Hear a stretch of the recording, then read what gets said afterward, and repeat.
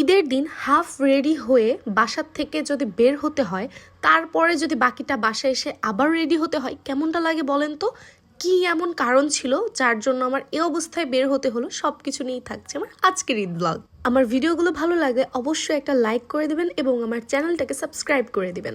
তো সকালবেলা ঘুম থেকে উঠেই আমি আমার ফেসে অনেকগুলো আইস দিয়ে নিয়েছি, কারণ আগের দিন রাত্রে আমি বেশ অনেক রাত্রে ঘুমিয়েছিলাম, কিন্তু তাতেও আমার চোখ ফুলে গিয়েছিল।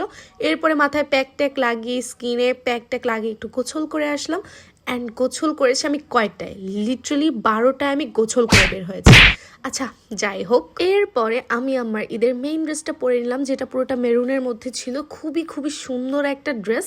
এরপরে আমি আমার মেকআপটাও করে নিয়েছি। মেকআপ করার পরে আমার মনে হলো যে আমার এই ড্রেসটার সাথে আমার হেয়ারগুলো যাচ্ছে না, যেহেতু আমি কিছুদিন আগে আমার হেয়ারটা কাট করেছি, যার জন্য আমার চুলের লেন্থটা বেশ অনেকটাই শর্ট হয়ে এসেছে আর দেখতে খুব একটা ভালো লাগছে না। আমি চলে গিয়েছিলাম মেকআপ হেভেন বাই সোহাতে। আপু খুবই খুবই সুন্দর করে আমার হেয়ারটা করে দিচ্ছে, মানে আমি ঠিক যেই রকম চাচ্ছিলাম এক্স্যাক্টলি ওই রকম, মানে পুরাই মানে একটা ডল ডল হেয়ার করে দিছিল ভাই।